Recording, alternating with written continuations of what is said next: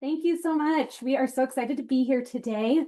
We have dropped the home base document, which is a tiny URL that takes you to all of the information that you're going to need for our session, any resources, and then also a slide deck if you'd like to follow along or have access to that later. So please feel free at any time to access that. We also have a QR code and the tiny URL projected as well, so feel free to come back to that whenever. We are so excited to be here. My name is Emily DesJardins. I'm the UDL content lead for the Open Access Project, which we'll talk a little about in just a minute. And with me is the lovely. Hi, I'm Karissa Feirabend. I am the director at Redwood Prep Charter School. And before stepping into this role, I was a special education teacher for 8 years. And I'm super excited to be presenting here today with Emily. We're so happy yes, we're just so happy to be here. So at Open Access, we do really make an accessibility promise that we try to make all of our presentations as accessible as possible, whether that be with our simple backgrounds, high contrast text, access to digital and print. Obviously, this is all virtual, so hopefully you've had a chance to print out any materials you want, or you can have access to that later. And then we really do our best to have our tiny URL, our QR codes, our alt texts for images, and all that fun stuff. So we really do encourage participation. So feel free to raise your hand, react, add to the chat, and then there will definitely be time for collaboration at the end in breakout rooms as well.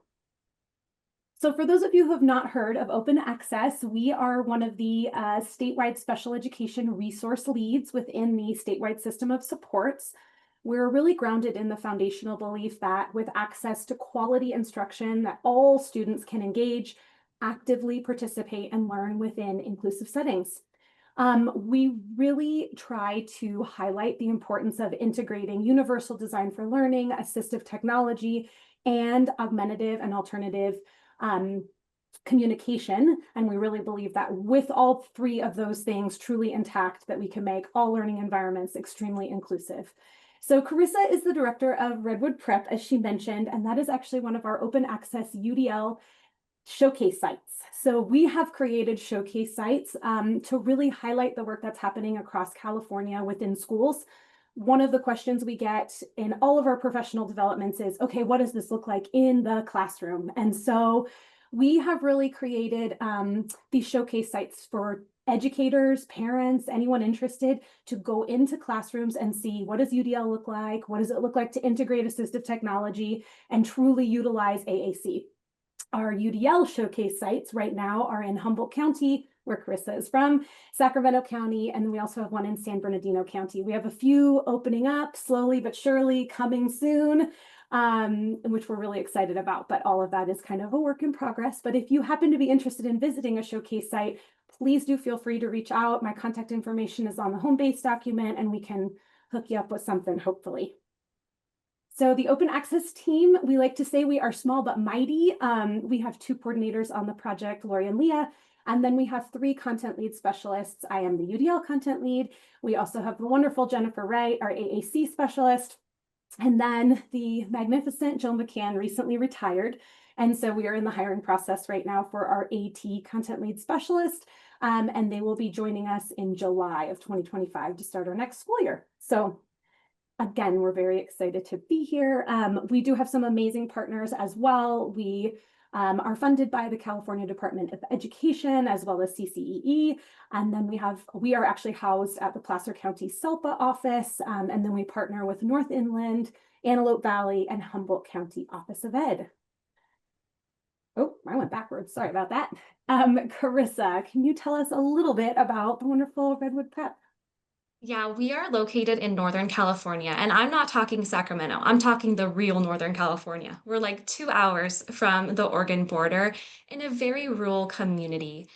We have TK through 8th grade and about 235 students, and we've been working with Open Access to become a UDL showcase site.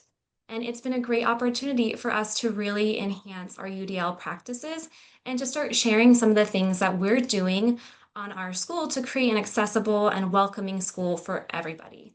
Our journey really started with one student where the curriculum just wasn't working for them, and we had to get creative, and we started working with assistive technologies, and it came back to this question of, wouldn't everyone benefit from these kinds of supports? And from there, we were able to launch off and to start building capacity for our staff and now become this showcase site. I'm super excited to share with you some of the things that we're doing and also to say that we're still always coming back to our practice and trying to make it more accessible, the more and more we do UDL. So in no way are we like the masters of UDL, but I do think that we have some fun things to share with you. Awesome. So our hope today is really that our participants will be able to really discover the science behind how humans find joyful learning, explore some specific examples of how our teachers at Redwood Prep really integrate that joy into learning. And based on those examples, hopefully you'll be able to reflect on some things that you're already doing in your classroom, because the truth is, I know everybody in their classrooms is really activating joy in some way.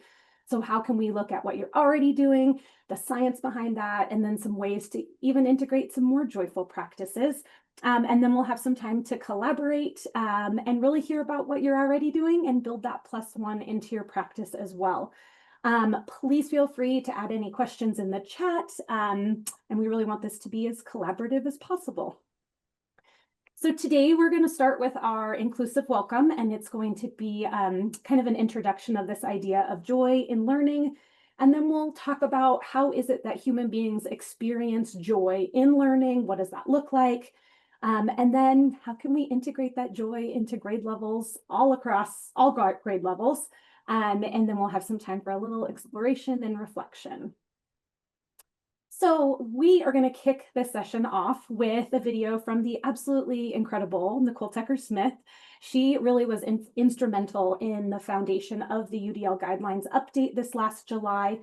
And during this update, known as UDL 3.0 guidelines, which I'm sure many of you are familiar with, this additional consideration of nurturing joy and play was added to the guidelines, and I was thrilled. There are so many fabulous updates to the guidelines. I don't want to downplay any of them, but this idea of the importance of joy and really establishing why that's important and across grade levels and how learners experiencing joy is important for all learning is so critical. So happens to be my favorite consideration.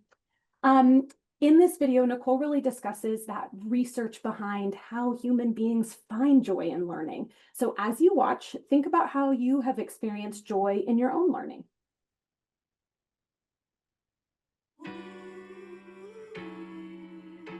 One of my favorite quotes is by my mentor, David Rose, who said, "Teaching is emotional work."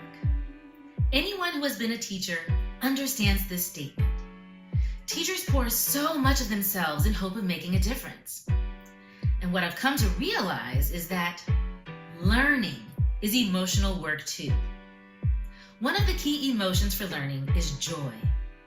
When learners experience a sense of joy, they retain more understanding, information flows more freely, and joy improves our social connections and our abilities to work together. Learning without joy affects our ability to process information and impacts long-term memory storage. Now, joy isn't just for children. People at all ages need to find joy in learning. The joy emotion causes the release of two neurotransmitters in the brain, serotonin and dopamine. These chemical messengers can cause us to laugh, smile, do a happy dance, or wave our hands. When educators are designing learning experiences, there are specific practices that we can incorporate to support learners in finding joy. Now remember, all learners are variable, and even the same learner isn't going to find joy in the same way every time. But here are 5 strategies that we can incorporate to nurture joy in learning. The first strategy is exploration and discovery. Learners find a sense of joy in saying, "Look what I found," or "Look what I figured out." Exploration and discovery require creating time and space for productive struggle. But the investment is worth it. Too often in education, we are covering information. We're trying to get through the lesson. As a learner, I'm more likely to retain information that I have uncovered by working with peers or exploring individually. The next strategy incorporates joy through identity or connection to oneself. Learners may feel a sense of joy when they can relate to content or see themselves in the learning experience or curriculum. Experiencing moments of shared identity inspires a sense of validation. Here's an example. Our team at LessonCast was working with a school district to diversify their curriculum. A 7th grade teacher we were working with told us about how she had gathered a range of books from authors of different backgrounds for a literature circles activity. In response, an Asian American student came up to her after class and shared that this was the first time she had ever had the opportunity to read in class a book with a protagonist who looked like her. The student felt a sense of joy and connection through identity. Thirdly, not only can learners find joy through connection to oneself, but there's also joy in finding connection with others, like their classmates. During the pandemic, one of the aspects that made learning difficult was the lack of connection with peers. Under our exploration resources for this module, we have several strategies to support finding joy through peer interactions and connections. Learners can also find joy by being able to shine as experts. When learners are given opportunities to explore, investigate, and then share their findings, shining as an expert creates a sense of joy. And just in case you still think that joy is just for children, consider how joyful adults are after they defend their dissertation. That's serious learning. And the joy is real. Lastly, as human beings, we can find joy through play. Play can include games, role-playing, promoting imaginative thinking, curiosity and wonder, exploring nature, and experimenting with different types of ideas and hypotheses. Play helps us become more comfortable with learning new things, learning from mistakes, applying feedback, and learning from social interactions. Laughing and learning are not in opposition. In fact, joy and play are fuel for healthy learning environments for every age. We invite you to explore this module, strategies and resources, which range from primary grades to higher education. In our learning spaces, let's take time to smile, explore, try something new. In the long run, the lessons we learn will last longer, maybe even a lifetime.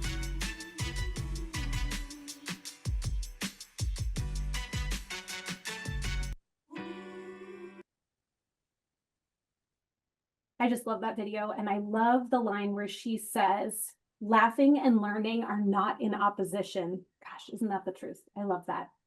So as Nicole Tucker-Smith shared, that research really shows there are 5 primary ways in which human beings experience joy in learning. So that first one is in that exploration and discovery.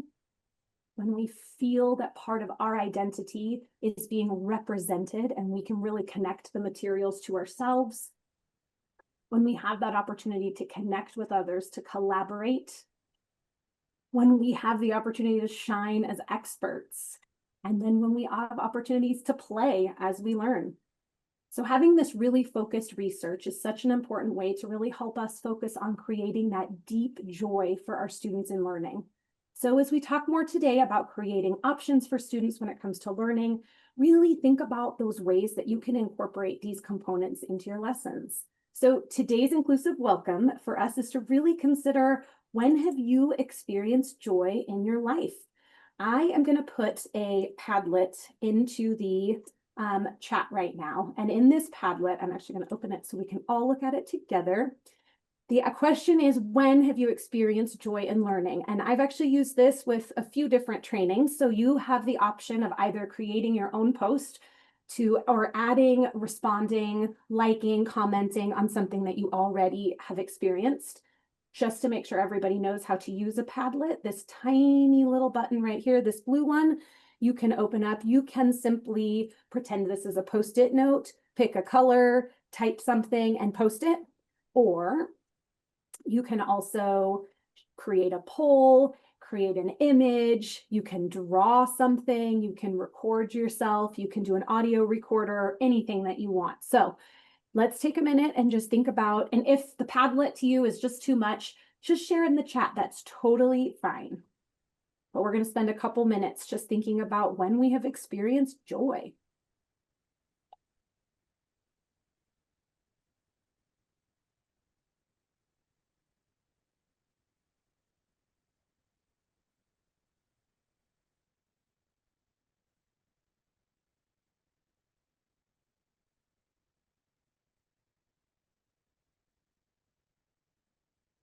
Forgot, I'm going to have to refresh it so that we keep seeing people's additions as well.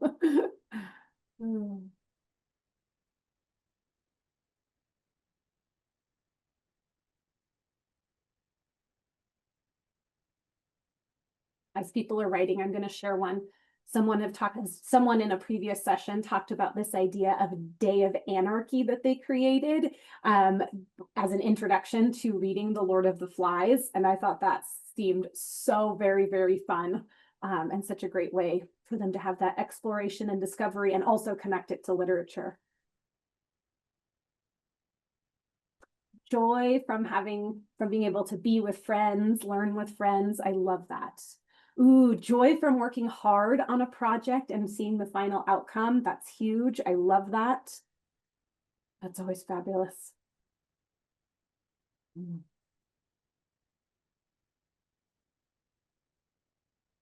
So many great ways to experience joy. I love that new pencil feeling. I love good new school supplies. I love that. I'm going to move this one so we can see. Teaching in nature. Yes. There's a fabulous Redwood prep example that we'll get to. Yes, we're going to be talking about that for sure. Oh, joy from helping others. Very nice. Love that.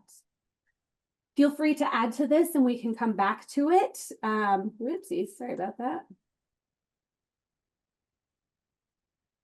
For heaven's sake.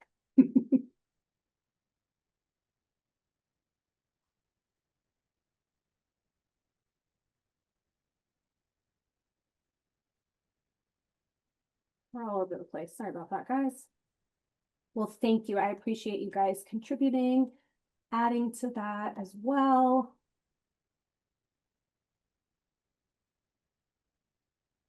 All right.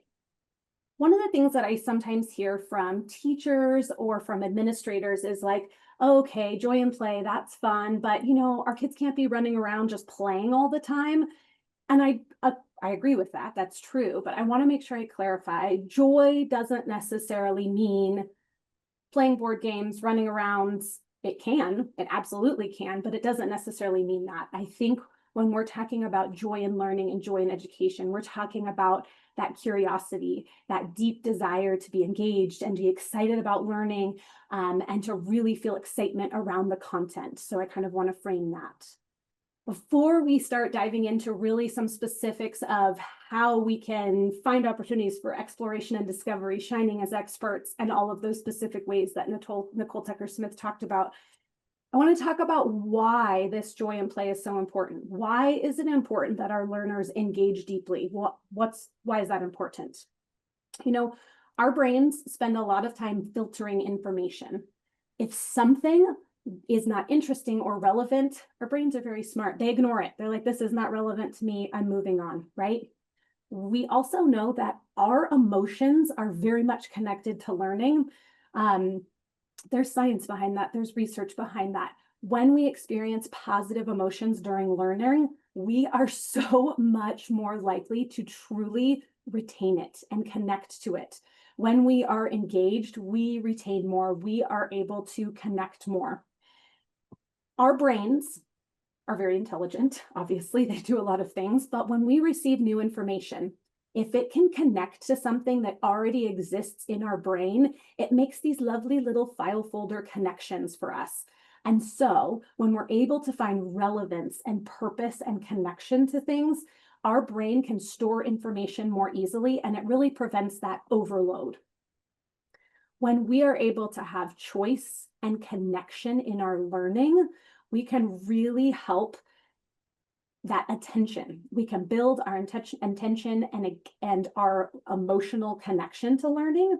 And it really allows our students to retain more information and be truly engaged.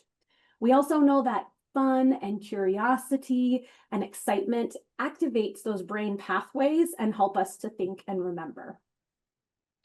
So we know that engagement can actually can boost retention and learning. Our engaged learners really show up to an 80% greater long-term retention.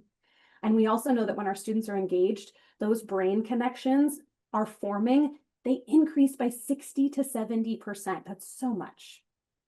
So we know that the more that our learners are truly engaged, the more their brain is helping build those connections, build those pathways, strengthening that knowledge.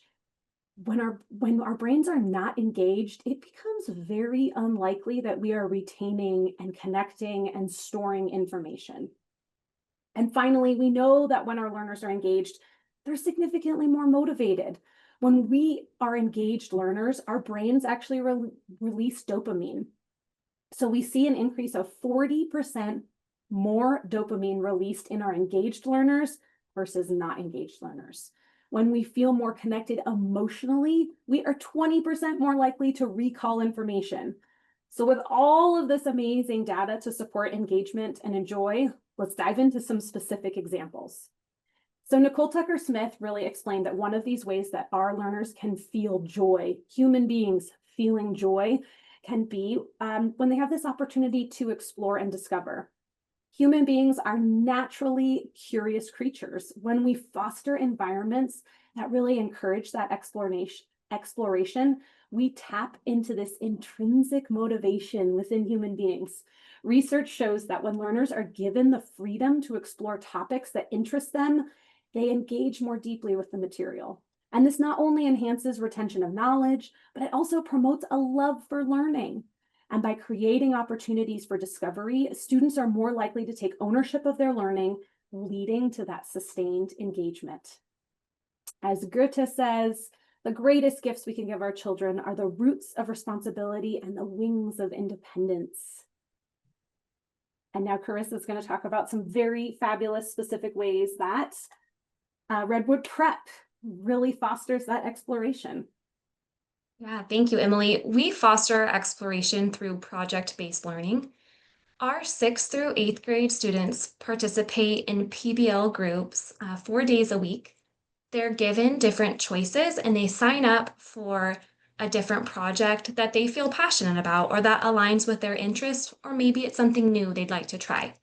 Some different examples of past project-based learning: we had filmmaking, forensics, strategic games where they learned how to play cribbage, and then we invited community members in and they had a cribbage tournament, foreign language and art. The pictures that you see on the slide the top pictures are from our wood whittling. So you can see that students are having that productive struggle, and they're also taking some risk with the saws that they're using and some of those sharper tools. And then you can see in that middle photo their final product where they actually whittled spoons. And each spoon looks a little bit different, but it gave them an opportunity to learn a new skill and to explore different interests. The bottom picture of the students on the floor, they're making a set for their play. One of the options was drama. They put on a musical and they invited the community and they used it as a fundraiser as well. And then another example was this latch hook project. So we see that students in middle school are so engaged and they experience that joy through the project-based learning. Emily, oh, perfect, thank you. And then this is what Emily was referencing earlier on was TK Forest Friday.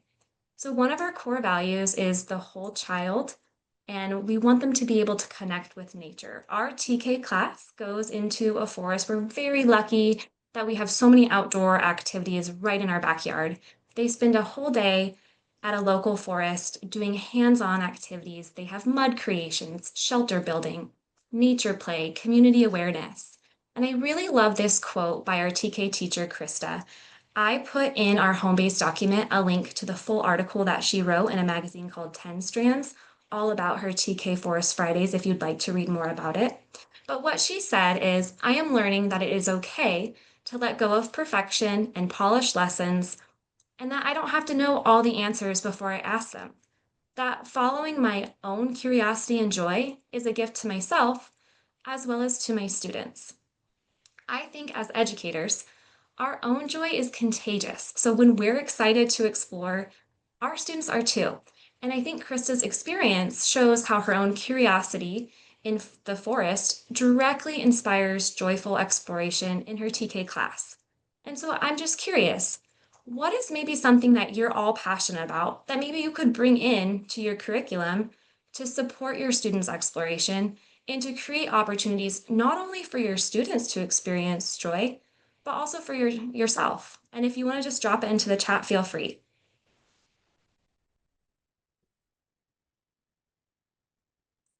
And then last, we have our STEAM lab. Science, technology, engineering, art, and mathematics. And our students in K through 6 dive into STEAM Monday through Thursday for 40 minutes of hands-on exploration. We really believe in that project-based learning where students learn best by doing. And so there's a couple different things I want to highlight here. One is the whiteboard that our STEAM lab teacher, Mrs. Head, wrote, and it shows how she structures her projects where there's an overview and there's materials, but then the kids get to go and just be creative and come up with a final product. There isn't a model that they have to follow. They really get to explore. Then the second picture is of a student who, it's not the aqueduct project, it's a different project, which is bridge building. They had to engineer a bridge and they wanted to see which bridge could hold the most weight. And this students did hold the most weight. What we love though about STEAM Lab is that students who might not have academic success come into this space and they shine. The STEAM Lab really is most child's favorite part of their day, and it allows students to highlight their strengths and shine with these hands-on activities.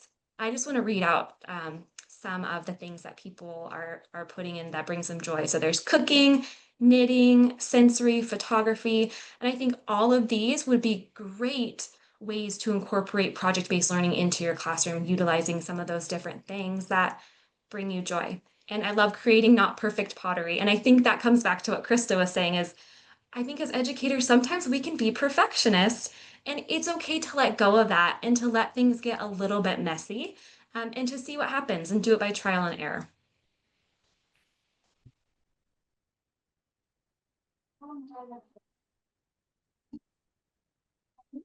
Sorry about that.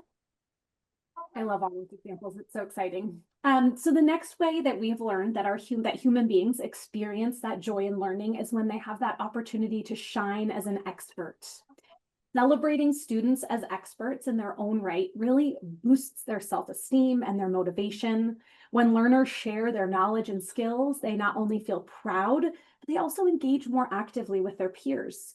This recognition fosters a community of learners who support one another, really enhancing that overall learning environment.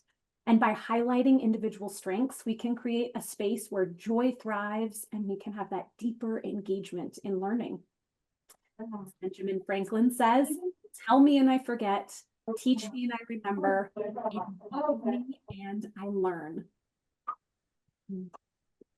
So one way that we try and allow students to shine as experts is by really getting that student voice in the classroom and also involved in our shared leadership process.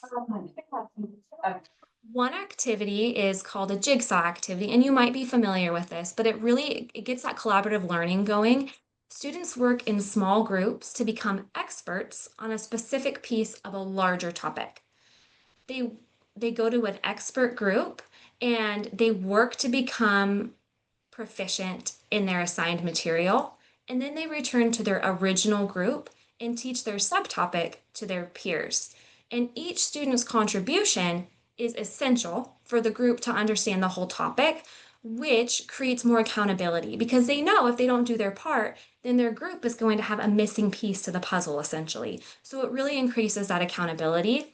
We have a video clip here to share with you from our 6th grade class. And a couple of things, I just want you to also take note of the flexible learning environment as well. We've been able to create flexible learning environments to increase engagement at kind of a low cost by doing some thrift store kind of thing. So I'm excited to also highlight that.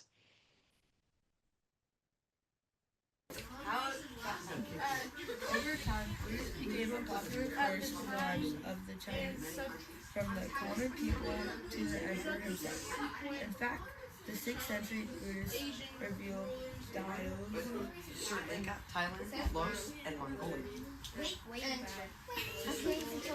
17.5, that's how much of the Chinese population back then was in the Han Dynasty. That was almost 1.4 billion. Why Buddhism is practiced? The reason Buddhism is practiced is I believe in rebirth, which is where you get reincarnated as a So that's just one example of how we incorporate student voice. Over time, Oh, thank you. Okay, and then we'll go on to the next slide. So another core value at our school is shared leadership. This does not mean that every person gets to have an equal say, but what it does mean is that everybody gets to give input. So student council is one way that we really get students involved in our different decision making. So we have their input on our LCAP. We get their input when we're making different decisions at school or updating policies. They attend parent council meetings and board meetings. They lead school tours for guests, and they even participate in interview committees. So when I was applying for the director position and I interviewed, I actually had a student sit in on the interview process and ask questions. They weren't a part of the final deliberation, but they were able to give their input. And what we notice is that this promotes a stronger sense of belonging. Students feel more accountable, and it fosters a sense of community because they know when we come up against challenges, we're going to ask for their input. And not only are we going to ask for it, but we're really going to consider it because we view them as valuable partners in our education. I love that so much. I feel like that's such a huge, huge thing for students, but kind of a smaller thing to actually have to implement. But I love that piece because I think there's so much value behind it. So many good things. That brings us to our next way that we know that our learners really connect and feel joy in their learning is when they're able to connect their learning to their identity. We know that learning is really most impactful when it resonates with our learners' identities. When students see part of themselves reflected in what they're learning, it creates that sense of belonging and relevance. And this connection enhances engagement because our learners feel valued and they feel understood. Cultivating an inclusive curriculum that really honors those diverse identities can really promote joy and encourage students to fully invest in their learning experiences. I love the story that Nicole Tucker-Smith shares about the student who couldn't believe that she was reading a book that had a protagonist that looked like her, and that was the first time in an educational setting, in a school setting, classroom setting, that she'd been able to do that. I mean, how powerful and important. And I love this quote: "We are all living in a world that is multifaceted, multidimensional, and richly diverse. As educators, we must be responsive to the different identities and experiences that our students bring into the classroom." We see the joy of self-representation across all grade levels. I picked a couple different examples, one from 2nd grade and one from 4th grade. So the example from 2nd grade is the student who's proudly presenting their self-portrait. There's a clear sense of joy in capturing and sharing his own image and fostering like that connection to who they are. And then we see this kind of built upon in the 4th grade where our teacher dives deeper and she does a project called My Favorite Part of Me. These two pictures really show the joy of self-discovery and also acceptance. And through this project, they connect with what they value most about themselves, and they're able to share it with their community. And so these two examples, you have one student who's writing about his hair. His hair is his favorite part of himself, and it makes him feel like himself to have this hair. And he goes on to talk about that. He has other favorite parts, but this is his favorite part about himself. And so I love this project because students are really given an opportunity to share what they value about themselves and make those connections. I love that. That brings us to our next way that we know we experience joy. We know that humans are social beings, and collaboration is just a really fundamental part of the learning process. Engaging in those collaborative activities where students can share ideas, they can challenge one another, build a sense of camaraderie. We know that when learners work together, they experience joy through that shared success and collective problem solving. This social interaction can really lead to that increased motivation and investment in the learning process. This one, very popular quote, we know this one, but it's so true. Alone we can do so little, and together we can do so much. At our school, every grade level has a buddy, whether it's older or younger. It looks different for every class. So some classes decide that they're going to meet weekly. Some decide to just meet once a trimester and do a bigger activity. This is our 1st and 6th grade buddies. They are in our cafeteria and they're making marble runs. And then here's another example of our buddies. Our TK and 4th grade buddies are reading together on the next slide. And then we also do something called family groups. We do a program called Safe School Ambassadors, and it teaches our students how to be upstanders and how to appropriately respond to bullying. Out of that came this idea of family groups, that the ambassadors would get together with an adult once or twice a month to work on different skills to be an upstander. What we realized, though, is that all students wanted this opportunity to connect with an adult. And so in grades 5th through 8th, twice a month, they get into their family groups, their mixed age groups, and they have one adult. It's a small adult to student ratio of about 8 students to 1 staff member.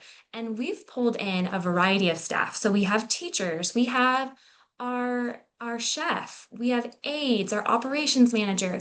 They're all leading a group that really focuses on building capacity for self-awareness and reflection, as well as empowering students to be activists and to stand up for people when they see harm taking place. And it's just another way to create community and to make sure that every student at our school at least has one trusting adult.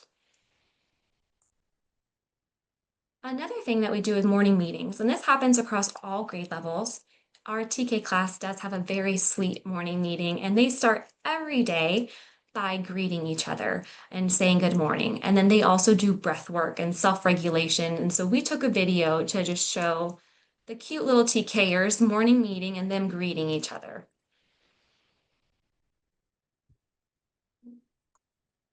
Good morning, Miss Stephanie. Good morning, everybody. Good morning, Julia.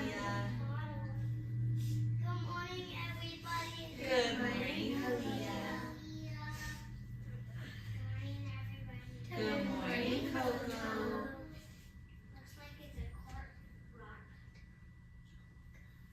Good morning, everybody. Good morning, Bennett. Do you want to give it to Mrs. Drake? Good morning, everybody. Good morning, Mrs. Drake. Good morning, everybody. Good morning, Huxley. Good morning, everybody. Good morning, Brooks. Good morning, everybody. Good morning, Bex. All right, I'm going to pause it there. I think because we have such a small school, every staff member knows every student's name, and it's impossible for anyone to slip under the radar. And it's just a we want to make sure that everyone is feeling seen and they feel like they belong at our school. And morning meeting is one way to do that.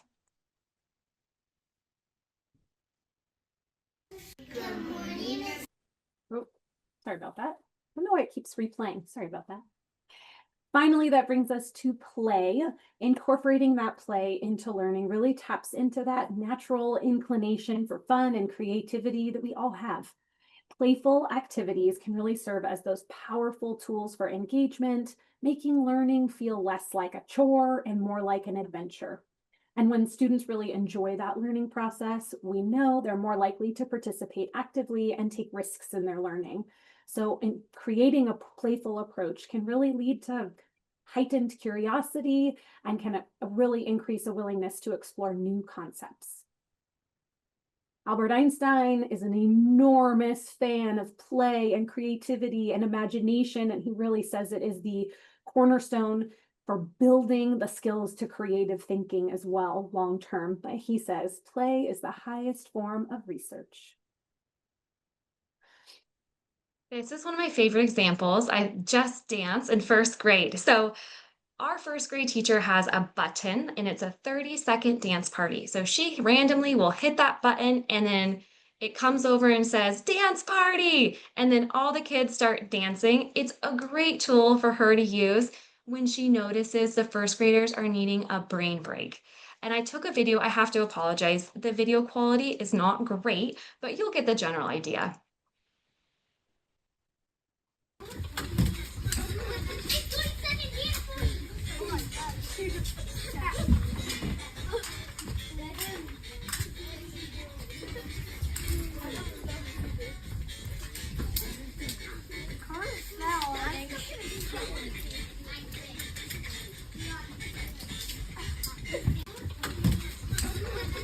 Okay.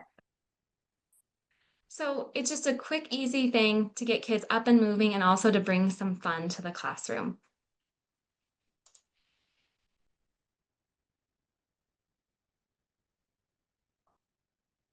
And then some other examples that we have. One is that we do whole school rotations. So we'll have a day, typically on Fridays, where we have 8 different activities set up, and the whole school rotates through these activities, and they're supposed to be fun and bring that joy. So our end of the year rotations is camping themed. We're going to have somebody named Nature Joe come with all kinds of animals that the kids get to experience. We're going to have fake bonfire and they're going to eat s'mores and do reading in camping chairs. And so that's just one example. We've done rotations before with the Chinese New Year, and everything with the rotations focus on something of that sort. Another activity that our 7th grade teacher does, math and science, is this thing called scramble squares. And the students love this. In fact, Emily came to campus and she was interviewing kids, and the 7th graders could not stop talking about these scramble squares. They're really hard puzzles, and you can arrange the pictures in, I think, like 9 different ways, and they're really hard to solve. So students can spend a lot of time trying to create a design with their individual squares. And I did put a link in to see the scramble squares and to be able to purchase them as well. And then one other thing that I think is fun, and it's a version of play, is kinesthetic cues and responses.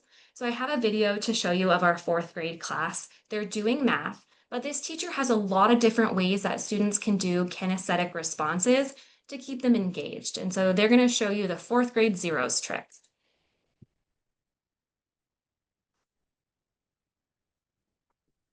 Do you think they remember something that we've talked about this year that could help us solve this problem 24 times 20? Haven? The 4th grade zeros trick. What could we do? The 4th grade zeros trick. Oh, yes.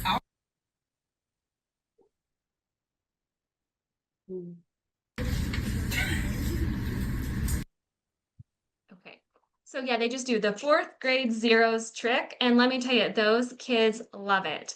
They also have a kinesthetic response about Oxford commas, so they'll all stand up out of their desks and they do a little dance. And so it's just the small thing that our 4th grade teacher, Mrs. Eastman, incorporates to bring some of that joy. I do see a couple questions about rotation. So it says, do these routine activities also support increased attendance? And, you know, we do have great attendance at our school. So attendance is not a huge issue. We have very rarely do we have students who are chronically absent. So it very well could attribute to kids' attendance because I think there is this culture where students do feel seen and the majority of our students do feel like they belong. When we send out surveys, we have pretty high rates where kids are reporting that they feel safe. Like 85% and above, students are reporting that they feel a part of the school, they feel safe at school, and they feel respected. And so I think that does attribute to attendance. I can't say definitively, but I think probably. Awesome. So that brings us to, we're going to pause before we have time to kind of collaborate in breakout sessions and just answer any questions that you might have. I do want to share that we'll talk about some of our digging deeper resources that we've added to the home base document, but among those, there's a blog post that I wrote about my first visit to Redwood Prep. And I mean, I think Karissa is very modest about it, but they really just have the most lovely school community and they deeply embrace UDL. It is just a core belief that their school site has. And you just feel it there so deeply, and it's such a fun place to be. And I would say, every teacher is on a different area as far as implementation goes, but there's such a passion and a desire and an interest to continue to implement and to always be considering how to make things more accessible. And so that is really, really strongly felt on campus. And you can even see in those videos, I know she mentioned that the flexible seating, I mean, every single classroom on that campus is so beautifully done. And I will also acknowledge exactly like what Karissa said, it's not done in this way like, wow, they've spent so much money on all these materials. They really haven't. I think it's a lot of thrift store and just being thoughtful about how you organize things, and it's awesome. So all of that is to say, if you have any questions, we would love to answer any. So feel free to add them in the chat. Or unmute yourself if you can. I think you can. And then we will have some time in breakout sessions to kind of start collaborating and thinking about what you're already doing, and then something that you can also potentially add to your routine. Okay, I'm going to go to the next slide, but please know as you're thinking about questions, I want to hear all the questions. So in a moment, we're going to break into breakout sessions and give you guys a minute to just chat with one another. Think about one thing that you are already doing that is sparking joy in your classroom or your learning environment, whatever that is. If you're a service provider, or maybe if you're an administrator, how are you sparking joy in learning and professional development for your teachers, whatever your capacity. And then what's one thing that you saw that maybe you might consider adding, or something you could adjust to make it more exploratory or make it more collaborative or something like that. We want to share a few resources with you. They are located on our home base document. There are 3 if you want to dig a little deeper into how to nurture joy and play in your classrooms or your learning environments. So there's 3 articles to choose from and that open access blog post as well. There are 3 videos to choose from, and then also there's an option to explore our open access flip kit, which I'll share with you in just a minute.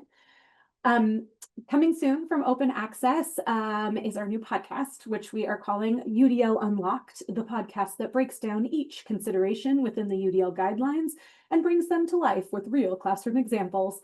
The goal of this podcast is really to give teachers something they can listen to on their drive into work. We're trying to keep our episodes about 10 to 12 minutes. And then we're also planning to feature teachers from across California schools that are implementing UDL and specifically focusing on strategies of how they implement specific considerations within the guidelines. So we are looking for people who might want to share their stories. If you are someone that is implementing UDL and it's going well in your classroom, even if it's not going well, but there are some highs and lows, or you want to share your experience, we absolutely want to hear from you. And so please feel free to reach out to me. My contact information is on the home base document as well. We're also always looking for stories to build our accessibility series, again, within social media, and highlighting teachers and specific strategies on how they're including students and utilizing UDL to do so. So if you have a story you want to share, even if it's not on the podcast, please feel free to reach out to us. We're always looking for ways to highlight teachers and the work that they do and the ways UDL is implemented real life, real world. We really, really appreciate your feedback. We absolutely take the feedback from you. If you guys do have a minute to take, there's a QR code and also a link. Again, it's also on the home base document as well. And I can put it into the chat as well. But please, if you have a minute to take the survey, that would be fantastic. We also have a link to our website where we have all kinds of resources. One of the resources we really want to highlight are our flip kits. So we have UDL resource flip kits, AT resource flip kits, and AAC resource flip kits. I'm going to say flip kit again. No, I'm done saying flip kit. But so many resources embedded in here, things that you guys can utilize in the classroom, strategies, resources, all kinds of fun things. Some are digital tools, some are teaching strategies, but there is a lot to be seen there. So please explore. Again, it's all linked on the home base document, and it's located on our website. And then also please follow us on social media. We do post very regularly and are always looking to collaborate more with you. And so thank you guys so very, very much. Please feel free to reach out to us. We're always up for collaborating and talking UDL and accessibility and all that fun stuff. Excellent. Thank you all so much. Yeah, I just wanted to say feel free to reach out to me as well if you have any questions about the things that I shared. I'm more than happy to connect with you all.